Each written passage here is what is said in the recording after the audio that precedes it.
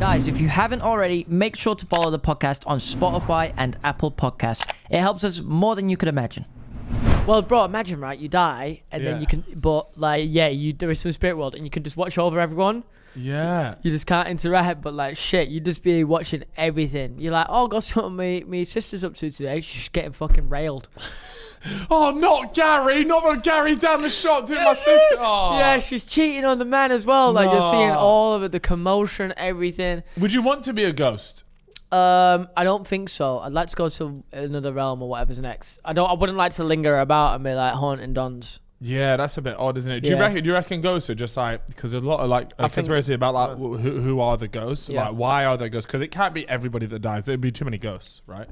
So how do you reckon people get selected to be a ghost?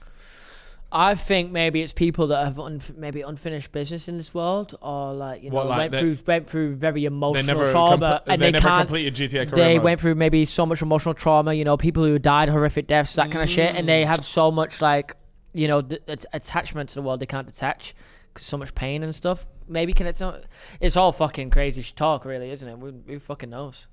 Yeah, man. There might not even be fucking ghosts, bro. Have you ever been to Epping Forest? There's this place in Epping Forest, right? I went there. Me and Gib went a few years ago. Did you go in your car? There's a place. I think I went. It was me, Joe Weller, and Gib. I think it was Epping Forest. Yeah, you did that hide and seek video, right? So anyway, there's a place in Epping Forest. I think it's. You went there, and you go there in your car, and there's like a hill.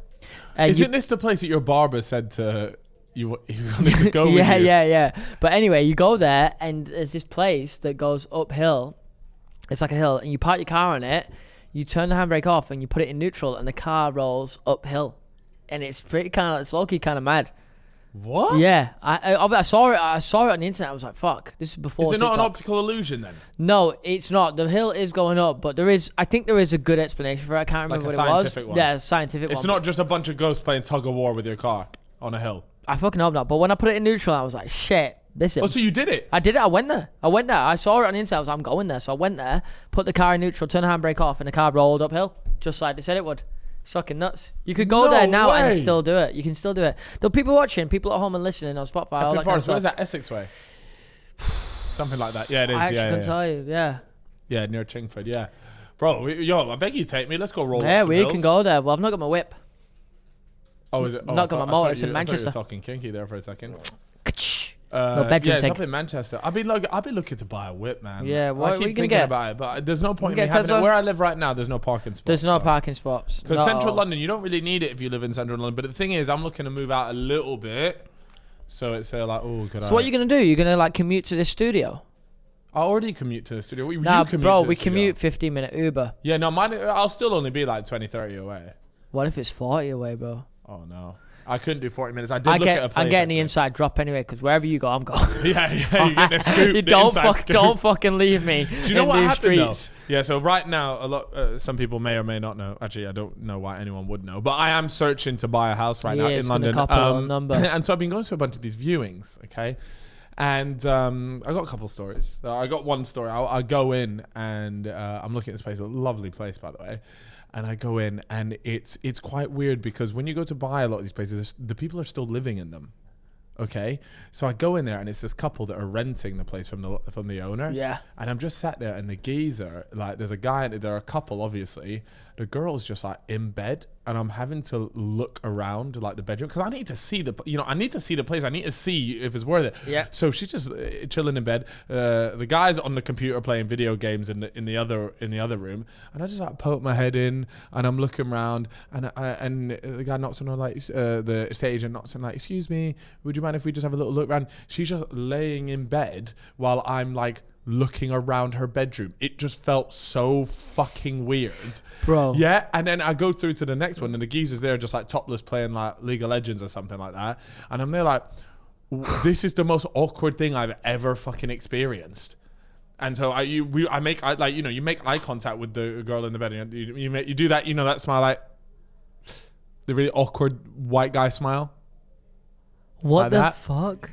Bro, yeah, the Vooge meme, and I'm just there like, okay, cool. Oh, bedroom looks lovely. It was a shithole. And I just walked back downstairs, but the whole house was nice. It was just that they just didn't keep the bedrooms very clean.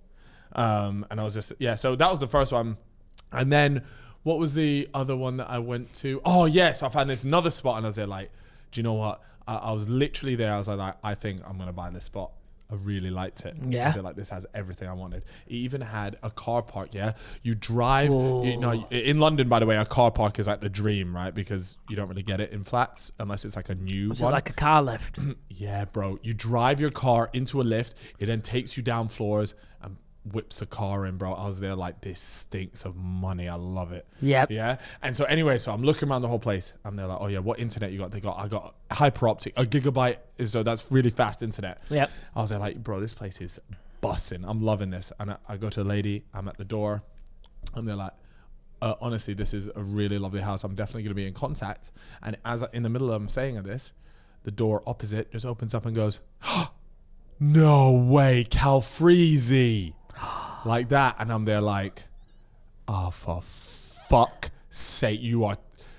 No way. Bro, it was I was a fan, living, the next door neighbor. There was like a bunch of young guys living in there. And I was literally just there like, I can't buy a spot where the opposite. Because the windows, you could potentially look into my flat if you wanted to. Oh, no. And so I was there like... And they'll see all the mischievous activities we get up to. Bro, and I was literally there just like, this is heartbreaking. Because I really liked the flat. And it was in a nice part of London That is as well. disappointing. That is disappointing. But yeah, I was there because I was so set. I was there like, can't wait. Like, I think I'm actually going to make a move on this flat. And then it was just like, well, there goes that. So anyways, the hunt continues. So if anyone has any lovely flats in London, please do get in contact with me, because I am 4 on the to hunt. 5 mil range. You know, we only do a big money around here. No, we gotta get that you know, that Amazon, no, the Netflix mysteries deal. Yeah, the Fellas Enterprises. The Fellas Enterprise. I like that. Yeah, that's the next stop. Right now it's Fellas Studios. Next is Fellas Enterprises. Inc. Yeah, Fellas Incorporated. Ooh, that's hitting. I like that. That's I like slapping. that. Your story reminded me of a story I have when I was in uni. I was in bed with this girl. Yeah. And my uni flat was a fucking shithole. My actual bedroom was so bad. I just didn't care at the time for some reason. And this guy had to come in and change the fire alarm. It's like old man or whatever. And he's knocked on the door. Yeah. And I've opened the door.